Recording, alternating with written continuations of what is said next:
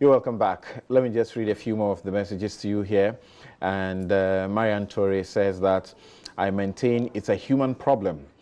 I'm both an impatient pedestrian and, an equally impatient driver. When I need to cross any road and no one is stopping, I am upset. Yet when I am in my car, I seldom have patience for pedestrians. We need more humanity and deeper introspection on our own attitudes rather than blaming government at all times. Indeed, we are the government. The buck stops with us. Humanity, humanity, and more humanity.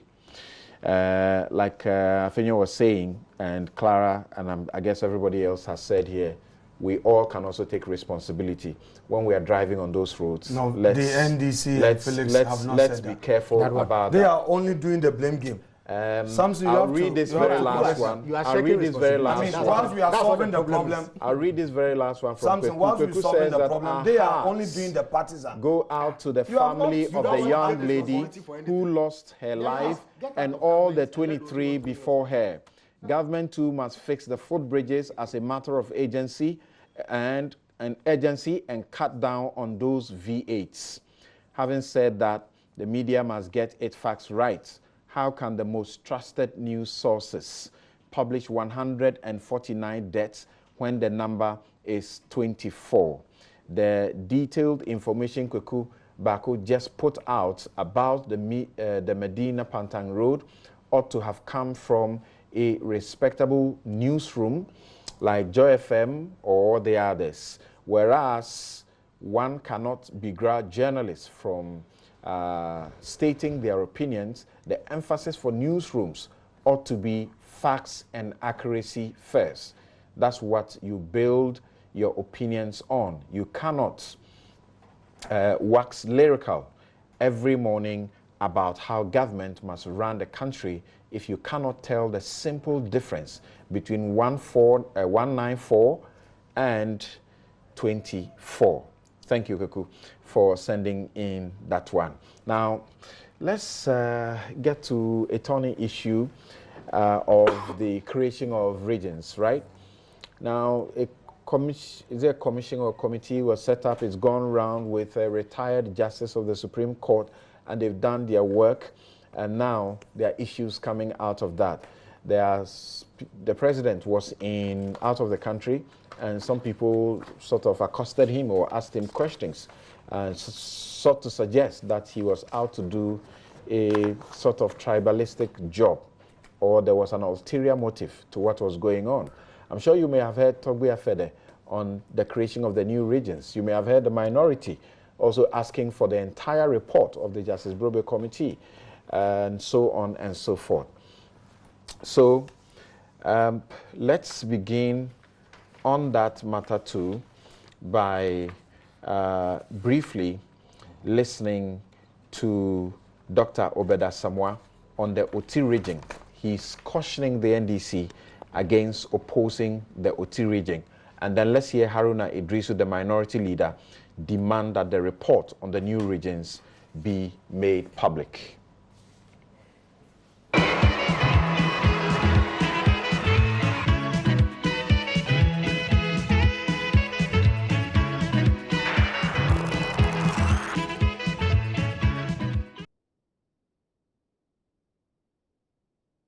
Openness and transparency need to know. We demand transparency and we demand that the report be published. It is in the interest of good governance, openness, truthfulness, and transparency that the report of the Commission of Inquiry is made public to enable the nation verify that the constitutional instrument before Parliament is truly reflective of the contents of the Commission's report and its recommendation. It is the right thing to do, and we urge President Nana Addo Dankwa to keep faith with his promise for a transparent and accountable governance. Making the Justice Brobe Commission report public will be an important benchmark on which similar matters will be modeled in future for the constitutional development of our country. Again, making public the Justice Bobby report will help shed light on the scope of the proposed referendum. What is the scope? Where does it cover? From which boundary to what boundary? The issues have been debated vigorously in the public domain. As to who is entitled to vote, we need to know. What name to give to a region, we need to know. There should be nothing secret about a report of this nature, and we demand full disclosure in the public interest. In any case, the Commission is held public sittings. But I want to tell you something, that locally, in the OT region, all the NDC MPs are in support of the creation of the region. Did they say that to you? I saw them at the Commission. I was at the Commission. I went to Suta, for example, when the Commission met there. And all the MPs in that area were there in support. And but there's a minority that represents all MPs. And the minority that represents all MPs. Yes. As in all minority MPs. Not all the minority MPs, NDC MPs. Yeah, NDC MPs. The minority that represents all of them. Yes. So even if they support it, they've not voiced this kind of support openly like their leader is doing. And I want to believe that they are in support of their leader rather. But they are in favor of those local NDC leaders are in favor of the creation of the region. But they in principle, but are they opposed to the issues that have been raised by the minority? Do they still think there's political motive? Do they still think that there's ethnic motive? Do they still think that the voting should be done by the entire region, not a section? Those are very different from supporting the general idea. Well, I don't know about that, but quite frankly, I think that the minority leader, if he's making these statements, he's misguided. Really doesn't know what he's talking about, you know?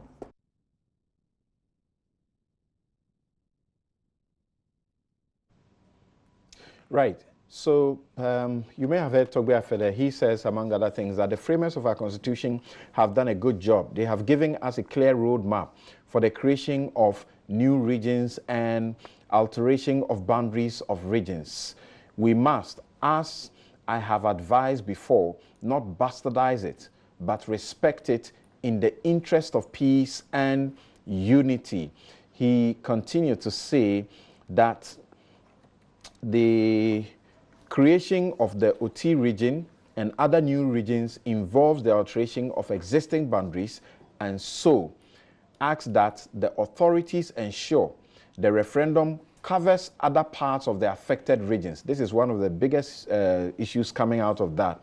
He described as disingenuous and dangerous examples cited by President Akufo-Addo of Scotland, Eritrea, South Sudan, and Transvolta Togoland to support the referendum to be held only in areas calling for the new regions. He says, quote, "The use of these examples is creating a dangerous precedent with implications for the survival of our country. Will Ghana allow any part of the country to vote alone to decide their independence, as was done in Scotland, Eritrea, South Sudan, Transvolta, Togoland, etc.?" So let me start with Kweku on this. What are your comments on this matter? I didn't know. In terms of principle, I don't have a problem with the publication, the call for the publication of the report. I have been able to, I don't know the best word to use, but I have extracts or excerpts. I have. But the full report I don't have. So why? I would love to have it. So if the minority makes such a call, I think it's in order. At least even the executive summary could be made public, because I suspect the report itself is quite bulky. But you can still serialize them in the major national newspapers. So I am for it in principle. It will provide the basis for an informed discussion and analysis. To that extent, transparency requires that we get a report. I'm not sure. The government has some, the lawyers are here, so you may be able to explain things. But there's a time frame for the publication also. 6 months. 6 months, exactly. But if you look at the timetable for the referendum, the 6 months becomes a problematic thing. So I suspect whilst the call is in order and whilst we need it, the processes towards the referendum will be ongoing. I'm for it. After all, it's not new. Then this, in fact, there appears to be a certain consensus, at least relative to the two major parties in the course of their campaign. If you read their manifesto, the NDC committed itself to forming, to creating about 5 or 6 regions. Felix can correct me in terms of the figure. And the MPP also talked about 4 or 5. And especially where these days we get a lot of the controversy coming out from the OT region. Both sides appear to have committed themselves to it. And in any case, it isn't as if a president just gets up and dreams of creating a region. Even though the Constitution, there are ways he could do it. But mainly, these are based on petitions that have come from some recognizable groups like traditional rulers and other civil society groups in those petition areas. I've been trying to understand, because one sticking point that has come up, and I think you made a point about, is it Togbe Afede? It's a question of who must take part in the voting. Right. Should it be, for instance, we are taking Oti region as an example, should it be the Volta region as a whole, or should it be the petition area? If I read the excerpt that I have, you know, if you go to chapter 10, it starts from page 348. It says places to vote and issues to be determined by the referendum. When I read this thing, and this is why it's important, perhaps some of these things should be made public, I am persuaded by the reasoning given by the Commission for why voting should be restricted to the petition area rather than the entirety of the region. You see, and they give precedents. You mentioned the president talking of some president. The only president the president mentioned, which is I've seen here, is the Trans-Togo. Yeah. He said, and he's quoted as saying that here in our own country, Trans-Volta Togoland, people in Keta did not vote because they were part of the Gold Coast colony. It was the people in Western Togo, northern part of Ghana, who voted in that referendum. The people in Chebi, where I come from, did not vote in that referendum because it was not about them. Yes, the people Mamprusi district that voted. 1956 plebiscite. Mamprusi, Dagomba, Gonja, Bium Krachi, Bandu, and Ho. These were the areas that voted for the Trans-Volta Togoland to be integrated into Ghana, as it were.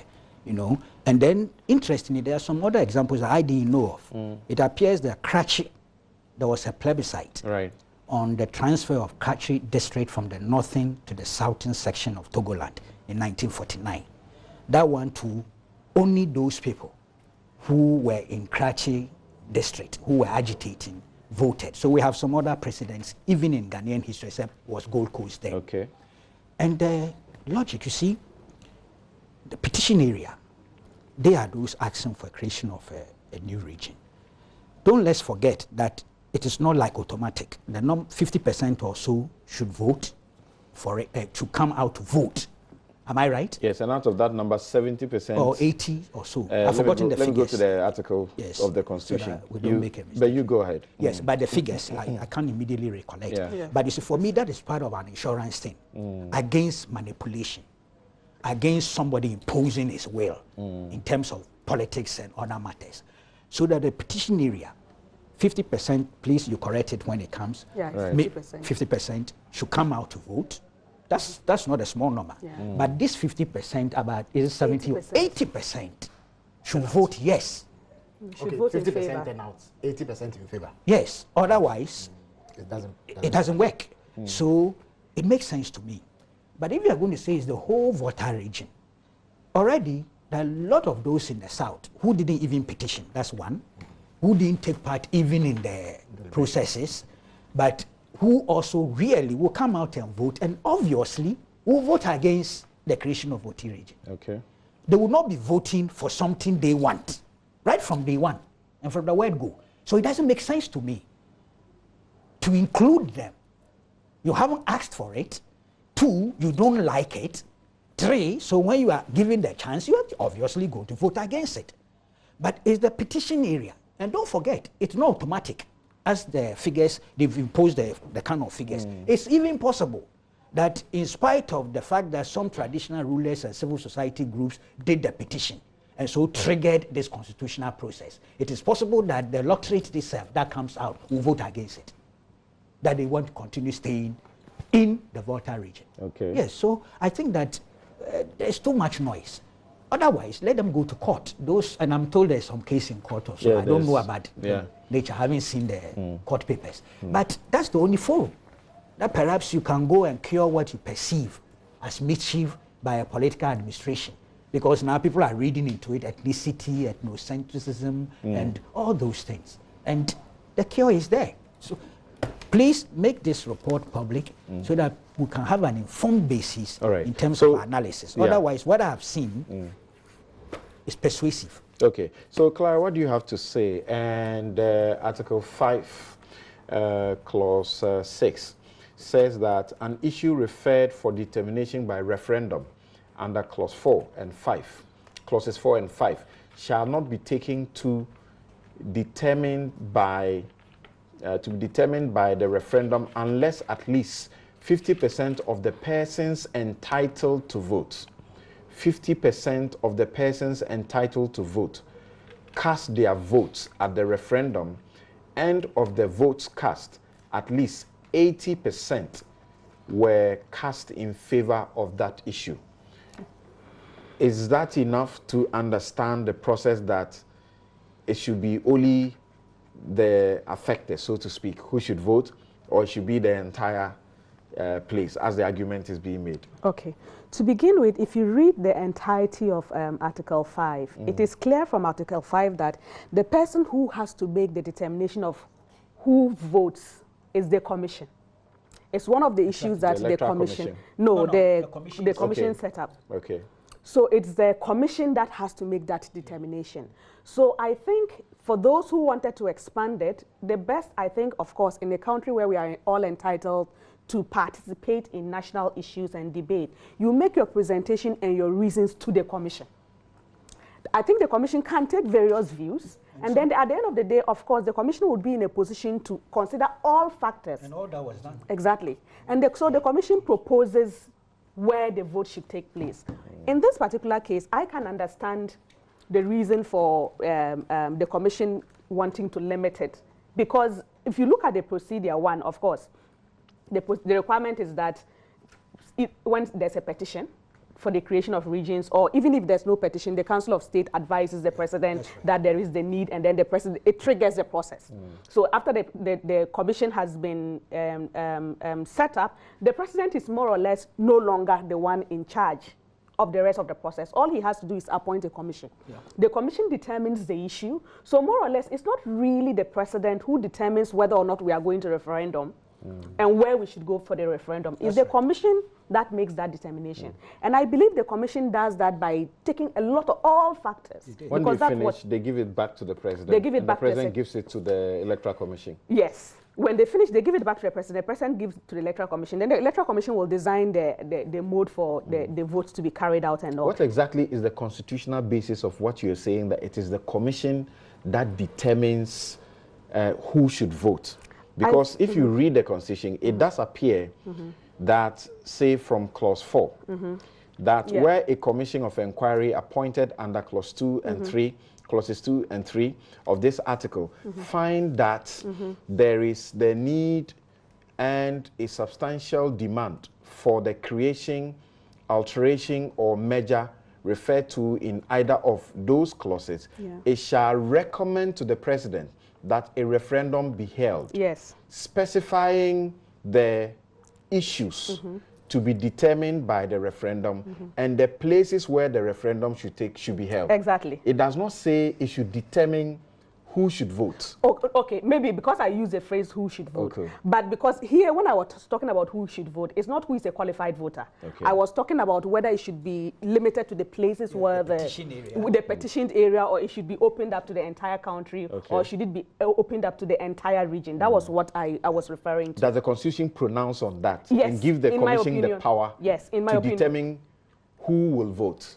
Let me come to that. Okay. Now, if the article that you just read, if you read that article, what I see is that, one, if the Commission decides that there's a need for it and they are making their recommendations, two of the things they will take into in their recommendation is, one, as mentioned in the article, the issues for the referendum. That is, if they decide that there should be a referendum. And not just the issues, but the places where the referendum should take place. What does that mean? Because the constitutional word is the places where. Let me just read it so that it's.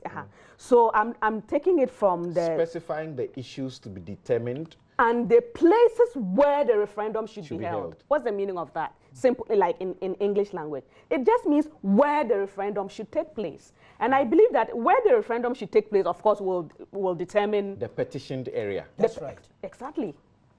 No, well, at least where the referendum should take place. So at the end of the day, it is the Commission Are you saying that when the area sends a petition, from the narration as you educated us from how it starts, when they send their petition to the President and he forwards it to or through the Council of State, they determine and they hand it over to the Commission can decide otherwise?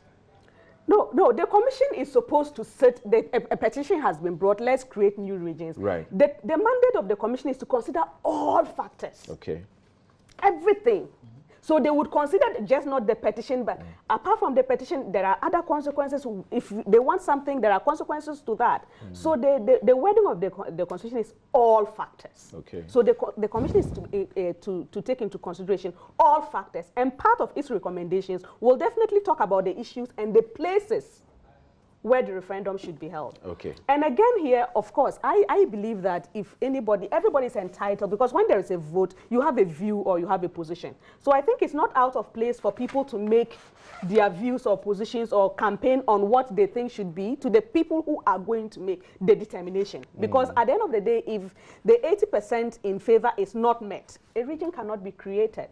So at this point, you can target the 80% like Kweku was saying, to make your case to them as to whether to vote yes or no, and then that should work for everybody. What is I don't know, you may know. Paragraph 4 of CI 105. Perhaps I should read this chapter. Okay. Places to vote in the referendum. Okay. This is the Commission's report. Okay. It says Article 5.4 of the 1992 Constitution, as well as Paragraph 4 of CI 105, as amended, mandate the Commission in making its recommendations to the President to state the places for the referendum. Yeah. Maybe we must be looking for Paragraph 4 of CI 105. Okay, interesting. Right. Let's ask the lawyer.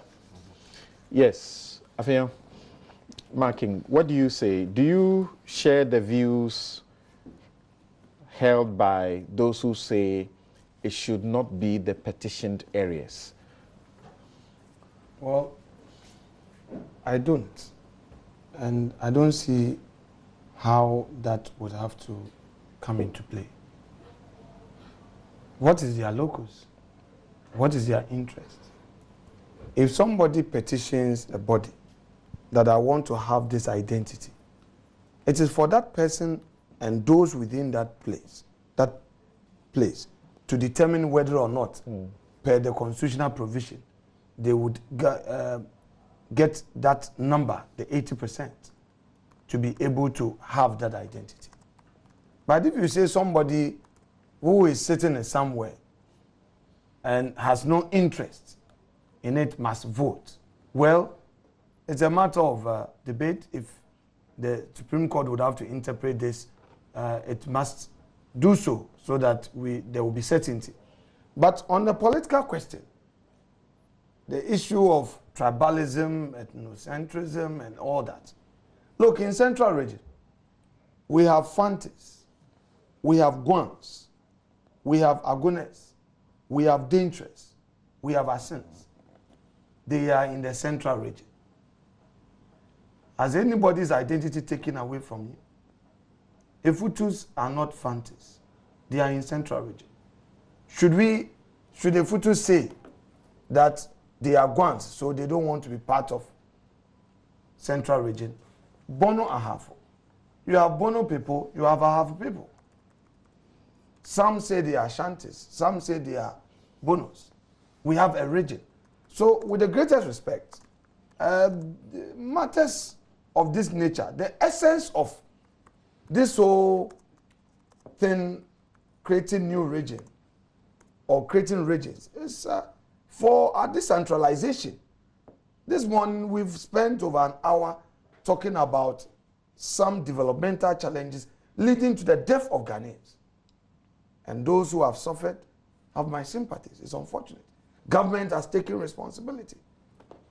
We have no defense. We have no justification. There's a failure, as is being said, that look, you have no excuse. So if you would want to engage in decentralization so that you can identify the priorities better, focus, and solve the problems with dispatch, it shouldn't be interpreted to mean that you want to take away somebody's identity from him. That argument, with all respect, I think is not too properly placed. Southern Volta, Northern Volta, I'm hearing from today for the first time, all along hearing the plebiscite, I thought it was just, you know, a limited part of Volta region. Today I'm from what Ankweku read. It's like Mamprusis and, you know, Gonjes and other tribes other than Ewes voted, were part of that area called Transvolta, you know, area that they participated in a plebiscite. So, no, we shouldn't create the impression that Volta region is made up of only Ewes. No, it is not. Okay. Volta region is made up of Ewes, Guans, Akans, and other smaller tribes that I may not know, or others may not know. Okay. So if some people have petitioned, nobody should now draw a conclusion that if a region is created eventually for those who have petitioned, it will take away the ever identity. That impression should not be. Or even allegiance to or chiefs and things. The relationship. Like those things well, there in Ashanti region, we have Ashanti region. There are chiefs in Ahafo who still owe allegiance to the golden stool. I suspect even in Volta region. There are some who travel all the way there. So, I beg, this is not MPP NDC affair. This is about decentralization. And this morning has been my most difficult morning on radio, TV, talking for government. Because there's a situation where people say, look, there's no excuse, and I concede. And this is one of the steps being taken to address it. Nobody should unduly stampede and frustrate government. It's not partisan, it's not tribal matter. Don't let us unduly play that victim card. We want to decentralize. It should be understood in that sense. What do you make of the call for the publication of the Commission's report? Very well. I've just engaged my respected senior colleague, Dan Botwe, and he tells me on authority that the relevant committee of parliament has been engaged. The report has been made available to them. He's had an interaction with them in Koforidua a month ago, yes? Because the rest of us should see. No, you see, publicize. Hold on. It's different from Hold on. I'll come to that. I'll come to that. By law, Article 284. Government has 6 months. 283 and 4. 3 and 4. Thank you very much, sir. Government has 6 months within which to publish. The president, not the government. Very well. Very well. The president, very well, has 6 months within which to publish. Now there's going to be an ally. Obviously, that inevitable situation will arise. That report must be made available. The report was submitted on the 27th of June. So, so by the 27th of December, then the period would have elapsed. So, Mr. Minority Leader, Parliament has been engaged. Parliament will have a full briefing. There will be transparency in the process. There's no way. And don't be swayed into getting trapped by certain comments that are not so well founded. Because if you talk about manipulation, if you say there's no transparency, what is your evidence to that? In any event, it was also the NDC's promise okay, so I gave the date. Further decentralization by I give the date creation of new regions. That was also the promise. Let's of the resolve NDC. the issue in controversy. Well. If the report was submitted on the 27th of June, and that the 6-month window that the Constitution gives the President will elapse after the 27th of December, and we are hearing that it is supposed to, this referendum is supposed to happen 27th of December, then what is going to happen? What is the plan in complying with the constitutional dictate to publish same within the period? Before 27 December, it must be published, not so? That is so. We aren't there yet. Has Parliament been engaged? Yes. Parliament has been engaged. Okay. Would this land in Parliament? Yes, it will. Because there's going to be an ally. Without the ally, there would be no legislative backing for this whole exercise. Remember, in the Yimensa, the Supreme Court was clear that Electoral Commission, at the time it began the process of the District Assembly election, though it had a mandate to conduct elections, it had not set it in motion. So I think all parties in this process are mindful of that Supreme Court position. So guided by it, the needful will be done. I'm receiving counsel that Article 286 does not apply at all in this matter because I've not mentioned 286. Because the Supreme Court has determined that question, and that it is only Article 5 that applies in a matter involving the creation of regions. And interestingly also, on Wednesday, the 14th of November, the Supreme Court would have dealt with the matter that is pending before them. So, yeah. So, but you mentioned Article 286? No, I've not mentioned 286, with respect. That's why I want to be sure who has mentioned 286. I have talked about 284, and you added 283 and 4 regarding the time frame within which to publish. I have not talked about 286. I have not mentioned 286. Thank you. I don't know where 286 is coming from. Thank you very much. And Dr. Eric Odrosa, I thank you also for the education you are bringing to bear, that your interpretation is beautiful. That's what it's supposed to be. No, that's what the Constitution says. I would have done it. And sensitive to the fact that cultural or historical or even sentimental reasons could inform why a group of people would demand autonomy from an existing landmass. However, despite the fact that my party, the NDC, also promised to establish 5 regions, including the Oti region, and has not been in principle opposed to the action taken by government through the Commission, I, on a personal level, am yet to be sold on its necessity in relation to arguments that have been made about deepening development and ensuring that there's a rapid spread of development across the country, and that by dividing a region into 2, you are able to channel resources more effectively there. I mean, at the very least, it would escalate administrative costs. And again, if you look at the cost involved in this whole exercise, it's been put around 900 million Ghana cedis, so if I'm not mistaken, almost $1 billion. I mean, are we not just better off handing over that money to the people in that part to enhance their development rather than dividing the region to achieve that objective?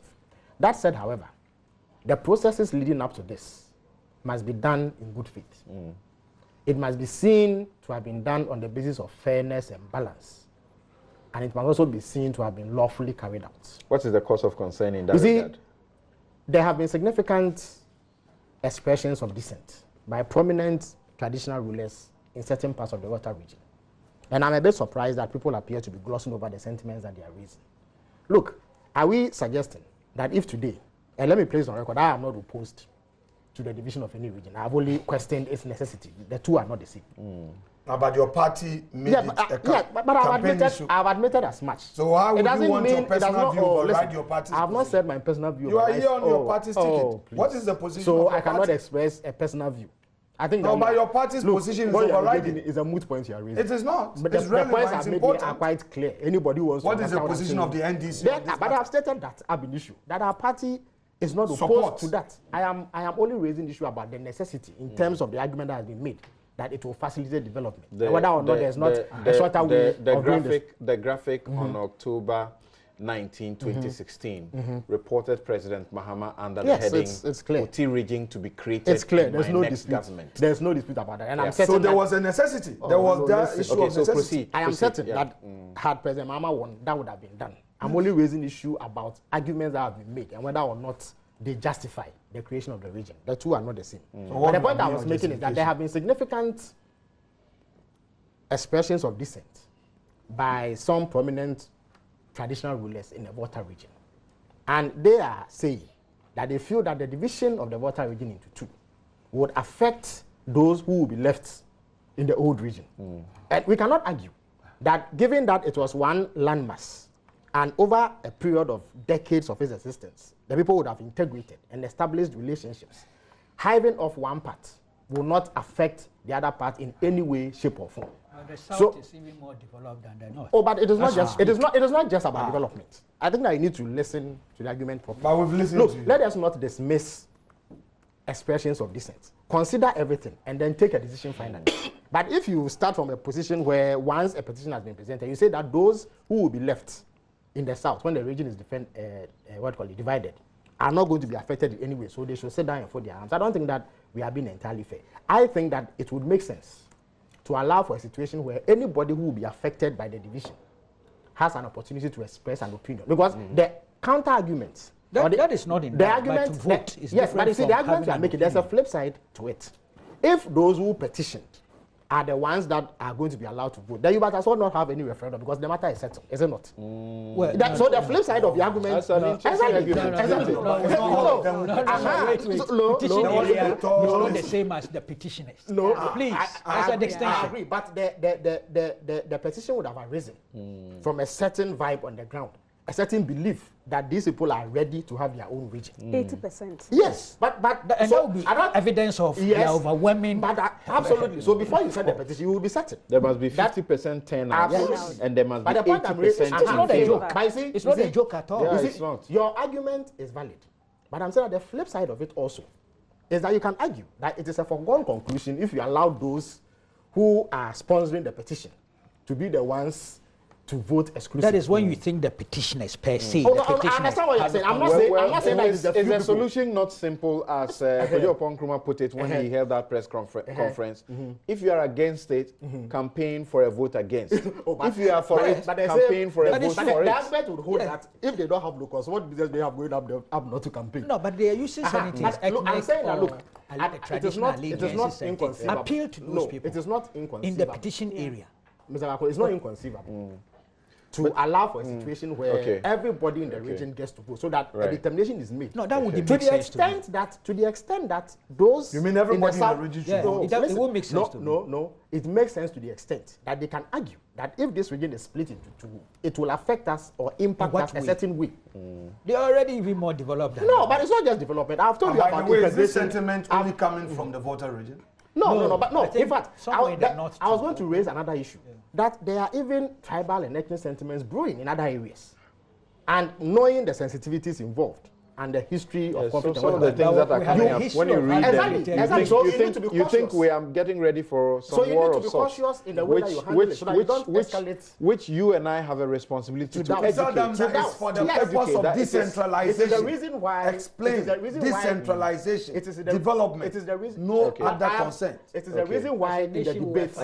No, it is the reason why in the debate. It is the reason why in the debate you must allow for a frank exchange of views and hear everybody, and not dismiss people's sentiments because you believe in what is Thank you. But let us still hear Thank the you. prominent people Thank who are you. raising issues. Let me read just one message and we take a break. Yes. And she says that the nature of the debate surrounding the creation of new regions, especially with Oti region, gives me cause to worry. Are we going to inflict self-harm on this country like Brexit? I have read threats from those opposing it and counter threats from some of those in favor. Should these threats materialize, it seems to me we didn't need harm. So that is our job. Those of us who feel we know enough, can we educate people to understand that this is a matter of the ballots? We'll be right back.